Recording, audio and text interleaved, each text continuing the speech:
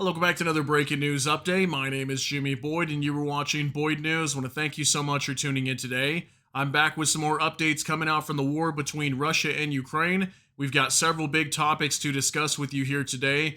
We're going to start off talking more about North Korean troops joining the fight, fighting alongside Russia up against the Ukrainians, as we have information today that Ukraine's GUR, also known as their Military Intelligence Directorate, coming out and saying that they have information that the North Korean troops have been deployed to the Kursk region and are currently going to be going up against the Ukrainians very soon. Now, we heard this a few days ago. I think it was from Kirilo Budanov. He is a intelligence chief for Ukraine's military. He came out stating that on the 23rd that we would have North Korean troops officially in the Kursk region of Russia. Now we have Ukraine's GUR, their Military Intelligence Directorate, saying the same thing a day later.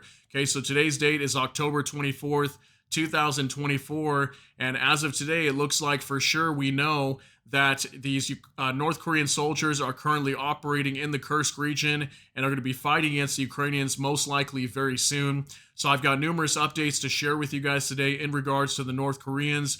We also have some information in regards to Ukraine joining NATO.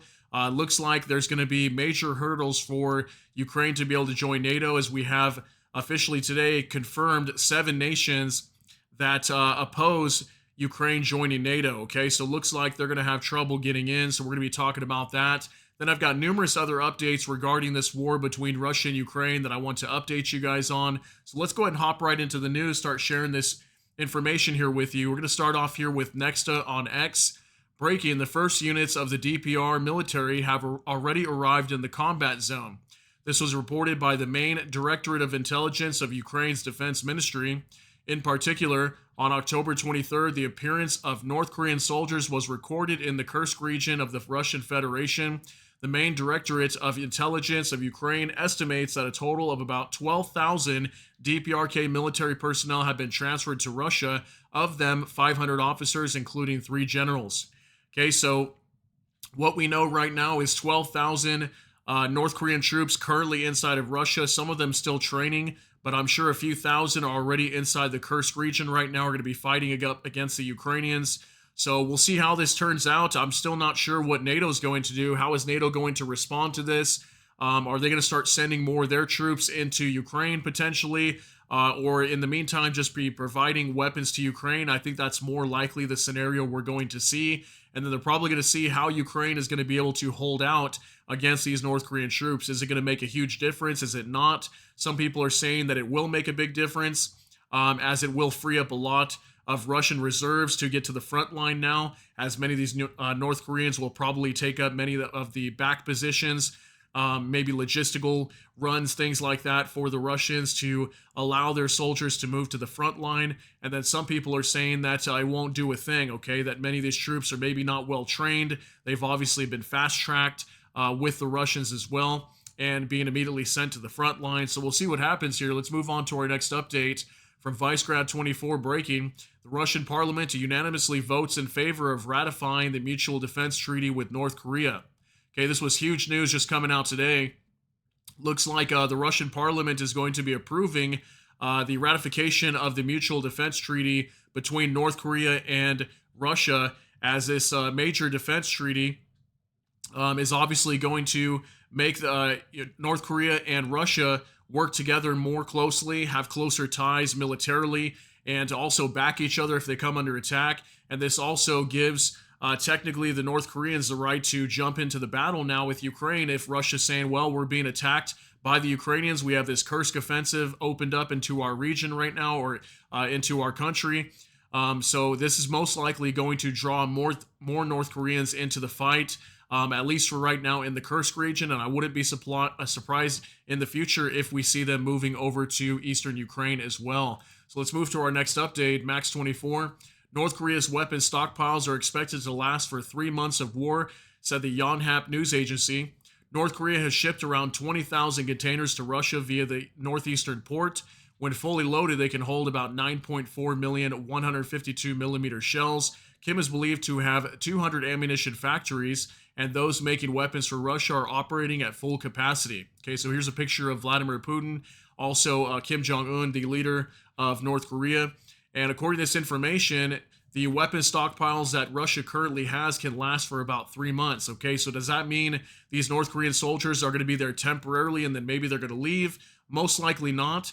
I think right now that's just what the weapons that Russia currently has from North Korea, and I wouldn't be surprised considering that they're at full capacity in terms of their operations inside of North Korea, that we will continuously see weapons being transferred from North Korea on over to Russia. So that's basically what this information is stating here, okay? Moving to our next update from Nexta. The Biden administration should consider using military measures against North Korea if the involvement of its soldiers in the war in Ukraine is confirmed, said the head of the House Intelligence Committee, Mike Turner. He said the involvement of North Korean troops in the conflict should be a red line for the U.S. and NATO. Okay, so this was actually a letter that was written to Joe Biden, the President of the United States, coming from Mike Turner, the head of the House Intelligence Committee. And he wrote this letter over to President Biden to inform him and say, hey, well, if these North Korean troops are heading to fight against the Ukrainians, this needs to be a red line for NATO, and they need to respond to this and most likely get involved in the conflict, is kind of what he was saying. And they should take military measures and maneuvers against the North Koreans in regards to this. So this was the original message that was sent over to Joe Biden from Mike Turner as he signed this. We're not going to go over it, but if you guys want to screenshot this, you can read it yourself. But it's all over X right now, okay? So also moving on to our next update, Max 24. South Korea may consider sending lethal weapons to Ukraine depending on the development of the situation around the sending of North Korean units to Russia, said President of the Republic of Korea, Yoon Suk-yeol, following talks with his Polish counterpart. Okay, so this is big news. We've been talking about this over the last few days. Looks like South Korea is preparing to get more involved with this war in Ukraine as well. They've been trying to stay out of it, but now that South Korea knows that North Korean troops are heading into Russia for training, potentially preparing to go up against the Ukrainians here very soon, or maybe already right now, that the South Koreans are preparing to send not only weapons, but they were even mentioning potentially sending military intelligence officers over to Ukraine for interrogation purposes, and also providing tactical information on how the North Koreans operate, how their militaries operate, so that way Ukraine can adapt and defend themselves from the North Koreans. So that was some big news coming out today as well from South Korea. Also from Max 24, nonsense. Putin will never persuade another country to involve its army in Russia's special operation in Ukraine, Lukashenko said on North Korean troops. Russia has enough population. I don't believe it. If this is confirmed, it will be an escalation of the conflict. Okay, so this was Alexander Lukashenko, the president of Belarus, speaking at the BRICS summit, which was being held over the last 2 days in Kazan, Russia. And many of the BRICS members were there. Vladimir Putin was there as well. Obviously, Alexander Lukashenko here in this interview at the BRICS summit. So this was something that he mentioned, okay? He basically said that the North Koreans are not at all involved in this war against Ukraine, and he said that if they were, it would be an escalation of the conflict. He does not believe that North Korean troops are preparing to fight against the Ukrainians, but we'll see what happens here. All we know right now is obviously Ukraine's intelligence directorate coming out and saying that North Korean troops are now in the Kursk region of Russia, okay? So this is only the beginning. Also, for more translated Dmitry, United States has confirmed that North Korea has deployed its soldiers to Russia to help Moscow in its aggression against Ukraine, which, according to Western allies, could mean a serious escalation of the war. This was stated by White House Communications Advisor John Kirby. According to U.S. intelligence, North Korea deployed at least 3,000 soldiers to eastern Russia in October. They arrived by ship from the Wonsan region of North Korea to the Russian city of Vladivostok. If the DPRK military does go to war against Ukraine, it is a fair target. They will be a legitimate target, and the Ukrainian military will defend themselves against North Korean soldiers just as they defend themselves against Russian soldiers. So the possibility that there will be dead and wounded on North Korean soldiers as a result of the war in Ukraine is very real, Kirby said during a briefing for journalists. Okay, so huge statement coming out from John Kirby. the White House communications advisor, and him basically saying that it's fair game for Ukraine to fire upon the North Korean troops, even if they're not on the front line. Maybe they're going to be in the background operating some of these missile units, like some of these ballistic missile launchers that we know that they're firing, the KN-23 North Korean ballistic missiles that are being used against the Ukrainians. They could maybe target those, take out their rocket launching units, or any North Korean soldiers for that matter that are fighting against Ukraine, period. It will be a fair target for the Ukrainians to do so. Okay, so that's a huge statement coming from the U.S. Now we're going to move on to Ukraine joining NATO. So we're going to talk about that over these next couple posts here. This from Melinda. At once, 7 NATO countries oppose the invitation of Ukraine to the alliance. This was reported by Politico today. These are Germany, USA, Slovakia, Hungary, Belgium, Slovenia, and Spain. Okay, so 7 NATO countries so far opposing Ukraine joining NATO. This is Volodymyr Zelensky, the president of Ukraine, with Olaf Scholz, the German chancellor. And yeah, so it looks like Ukraine is definitely going to have some trouble getting into NATO. We already know for sure that the Prime Minister of Slovakia was coming out recently, Robert Fico, and he was saying that as long as he's in office, he would prevent Ukraine from ever joining, because if they ever did, this would be World War III. Those were his statements, not mine. So, you know, we already know for sure he's planning to block, and obviously Slovakia is on this list right here. Looks like several other nations have some concerns as well. So it's definitely going to take some time for Ukraine to join NATO. And I wouldn't be surprised that most of these countries would not be okay with Ukraine with joining NATO until the war is completely over. And who knows how long that could be, right? Okay, so moving on to our next update, Max 24. Statement of the president of Slovakia during his visit to Germany. We agreed with Olaf Scholz that today the issue of Ukraine's accession to NATO is not on the table and cannot even be on the table. It is unrealistic. Okay, so this was from the president of Slovakia today during his visit to Germany, basically stating that Ukraine joining NATO is basically not going to happen right now. Okay, it's not going to happen anytime soon. And we've been kind of talking about this over the last couple weeks. In my opinion, it is going to take some time for Ukraine to join NATO. Wouldn't surprise me if it took years. But we know that Volodymyr Zelensky is trying really hard to get into NATO right now, as that's a big part of their victory plan as well, to win against Russia and also to defend their nation from being taken over by Russia. So huge update there. Also from Volodymyr Zelensky, today at the Crimea Platform Summit, I reminded as some leaders gather at Putin Summit in Kazan and North Korean soldiers move closer to Ukraine's front, we know one thing: victory won't go to the aggressor, but to those who unite nations around human values and the UN Charter. Okay, so this was a statement. Here's Volodymyr Zelensky on the screen right here at the Crimean Platform Summit. So yeah, him coming out basically saying that obviously Russia's not going to win this war.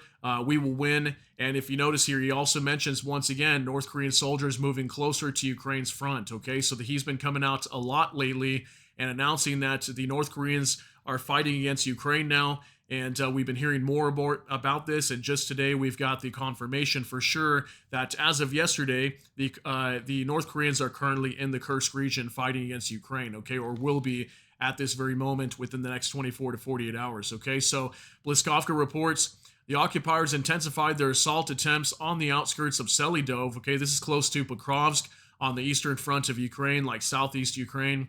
The defense forces are knocking them out there, reports the spokesman of the National Guard, Ruslan Muzishuk, if I'm saying that right. According to him, the Russians are trying to conduct reconnaissance by combat, attacking new areas.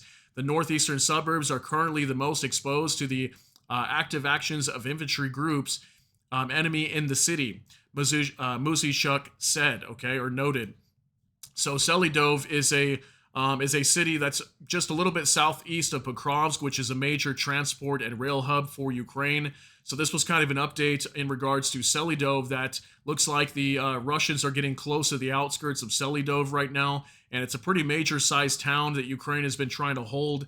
Probably one of the last big cities right before they get up against the back door of Pokrovsk in the southeastern sector close to Pokrovsk. Okay, so that was an update on the Eastern Front. We also have another update here as well regarding the Eastern Front. This is a little bit more north of where Selidov is at on the Eastern Front as well. Knoll reports geolocated footage confirms that Ukrainian forces have regained or previously lost disputed positions in the Zabalka district in Toretsk. Okay, so Toretsk We've been talking about this city a lot lately. This is not too far away from Pokrovsk as well, probably more like northwest of Pokrovsk. Kind of shows you on a map over here, kind of the central portion of the eastern side of Ukraine where a lot of the fighting is in the Donetsk region. And what we heard last time was that the Russians were getting about halfway in this city, which I would say is probably these two streets right here in this line. And looks like the Ukrainians have pushed forward and pushed some of the Russians out of this city. So it looks like the Russians are not really in the central portion of the city no more. Looks like they have pushed further back to the outskirts of the city, just on the western side of Turetsk. Okay, so that's huge news because we were hearing that the Russians were approaching this city heavily for several weeks now. There's been major fighting happening here inside of Turetsk. It's been a complete death zone here. Lots of people have been losing their lives. Major fighting happening here. And looks like the Ukrainians have made an offensive and pushed forward in the city. So that was a huge update coming out from Turetsk. We'll see if the Ukrainians can continue pushing forward. Now we're going to move on to some miscellaneous things that I want to share with you guys from Vicegrad24. Breaking: Finland announces it's permanently closing 2 border checkpoints with Russia, Parikala and Inari. Okay, and it says here the Finnish authorities say they were forced to do it after Russia started sending illegal migrants from Africa and the Middle East on bicycles towards the Finnish border. Okay, so not only Poland is experiencing a major influx of migrants coming into their country from Belarus, but even Finland has been having this problem for a while now as well, as Russia apparently has been sending lots of Middle Eastern and African migrants on bicycles, according to this information, towards their border. So indefinitely they have closed 2 major border checkpoints with Russia. This is obviously showing more tensions between Russia and Finland at this time. So we've been seeing Poland doing a lot of this as well lately. Even Lithuania, Latvia, and Estonia, the Baltic nations as well, starting to put up dragon's teeth on their borders as they're preparing for future conflict with Russia as well, and also migrant influxes into their nation also. Okay, so moving on to our next update. NOAA reports the UK Royal Air Force has already trained 200 Ukrainian pilots who will soon start training on F-16s. These pilots will be soon flying Ukrainian F-16s. Britain will support Ukraine for as long as it takes, said Luke Pollard, UK Parliamentary Under Secretary for the Armed Forces. Okay, so looks like the UK Royal Air Force has trained 200 Ukrainian pilots already, and they're going to be soon training to fly F-16s, okay? So more support for Ukraine, and they obviously have a major shortage of pilots right now. They don't have too many at all to their disposal, and we know also next year that Ukraine's going to be getting a few of these Mirage fighter jets from France as well, so they're going to be needing some pilots to fly those as well. So it looks like right now they're training a lot of them on the F-16s in Britain, okay? So next update, Max 24. Radar station damaged in Crimea as a result of a UAV attack, said Astra. Astra's on Telegram. UAVs tried to attack a mobile point of the 31st Air Defense Division located near Olenevka. One drone exploded and damaged a mobile radar station. Okay, so here's a picture of one of these mobile radar stations that Russia uses. And down in Crimea, they've got multiples of these. And we've heard of these being attacked before. Looks like another one was attacked by a UAV drone. I'm assuming this was last night because we were hearing of some attacks inside of Crimea. There were several drones that were flown from Ukraine down to Crimea. Looks like one of these drones may have successfully impacted one of these radar stations. Okay, so big hit from Ukraine. Moving on to our next update, Vicegrad24. Ukraine introduces Sting, a new hunter drone with VR control and AI guidance. Okay, so we reported this to you guys about like 2 days ago, and I didn't have a picture yet, so now we got one down here to talk about this. Ukraine's latest military technological device, the Sting, is an advanced drone designed to hunt down Shahed 136 drones. This FPV drone aims to replace traditional air defense systems in the protection of Ukrainian cities. The Sting can reach speeds exceeding 160 kilometers per hour and operates at altitudes of up to 3 kilometers. It is controlled from the ground using VR glasses, allowing operators to engage targets with enhanced situational awareness and precision. In the future, the Sting will be equipped with an artificial intelligence guidance system for accurate target identification. The production cost is projected to be 10 times lower than that of the Shahed 136, making it a cost-effective solution for Ukraine's defense strategy. Okay, so here's a picture of one of these things. I actually saw a video not too long ago of one of these in action. Yeah, they fly upright, apparently. And these are the propellers down here. It's got like 4 propellers on it. And yeah, apparently these things are a lot cheaper than a Shahed 136 drone that Iran currently produces for Russia. I showed you guys a video the other day of one of these Iranian drones, the Shahed 136s. They're literally the size of like a small house. And these things are not much bigger than some of the smaller FPV drones that Ukraine is currently using. It just has this giant chamber thing here in the center. So yeah, it looks like they're going to be starting to use these against the Shahed drones, which is going to make it very effective to start taking these down. So new drone that Ukraine has achieved in making, okay? So Max 24, Romania's radar systems detected 2 separate signals likely from drones breaching its national airspace that scrambled fighter jets did not see, according to Reuters. The 2 signals were picked up by radar less than 1 hour apart, flying above the southeastern counties of Constanta and Tulsea, the latter bordering Ukraine across the Danube River. Okay, so most likely this was drones once again. This is 3 times in the last like week and a half that we have heard of Russian drones, or these are Iranian actually, but Russia's firing them from their nation into Ukraine. And we've heard many times of Romania's airspace being violated by these drones. Looks like this is continuing to happen as we have this report coming out today. So probably in the last 24, 36 hours is when Romania picked up some signals on their radars, which potentially were these Iranian drones once again being fired from Russia. So yet again, more airspace violations happening inside Romania. Also today, from next, Russia attacked Kupiansk in the morning with an aircraft bomb, ODAB or ODAB 1500. I believe these are vacuum bombs. 9 people were injured in early morning airstrike on Kupiansk in Ukraine's Kharkiv region. The Russians shelled the market and the area near a grocery store, local authorities said. So they had some pictures here of some of the damage from this ODAB 1500 vacuum bomb that was dropped in the city of Kupiansk. Okay, we've been talking about Kupiansk lately. That's up in the Kharkiv region. And this city is being approached right now by the Russians. Many of the citizens have left. I think there's somewhere around 3,000 left over here. And I think originally there was around 26,000 people that were living. Looks like a lady happened to be wounded as well from one of these strikes. So very unfortunate. Yeah, it looks like 9 people here were injured in this strike in Kupiansk. Okay, so Kupiansk is definitely being attacked heavily right now. The Russians are working towards taking over this city next up in the Kharkiv region. So huge update coming out of there, and very unfortunate for the Ukrainians. Also from KVSP, he said, at what cost, Secretary of Defense? So this is Lloyd Austin, the U.S. Secretary of Defense, and we had this report that came out today. It says, Pentagon chief believes Ukraine can win without permission for long-range strikes, according to media. Okay, so this was actually reported yesterday, October 23rd, 2024. So yeah, apparently the U.S. Secretary of Defense believes that Ukraine can win without long-range strikes inside of Russia. This means using British Storm Shadow missiles, Scout missiles, ATACMS, whatever long-range weaponry is being given to Ukraine. Obviously the U.S.'s stance right now is against Ukraine using long-range weapons to strike inside of Russia. Could that change eventually? It's possible. But looks like the Secretary of Defense right now believes that Ukraine can win without striking inside of Russia. So let me know what you think about that down below, if that's true or not, or how you feel about that.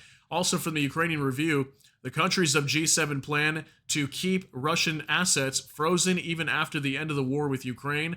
We reaffirm that Russia's sovereign assets in our jurisdictions will remain frozen until Russia pays for the damage it caused to Ukraine.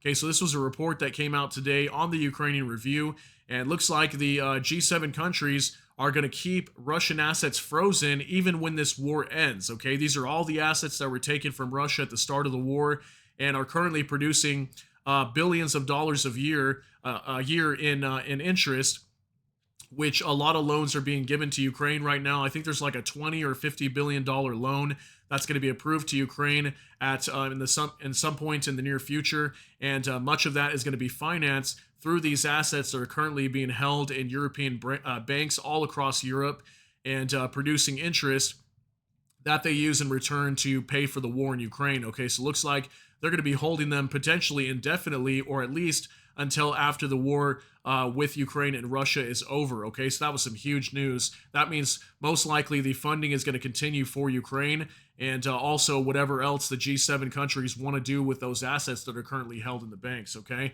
Finally, just one more thing to enlighten your day. This is not in regards to the war, excuse me, but this came out from United 24 Media. A new penguin species has appeared near Ukraine's Vernadsky research base in Antarctica.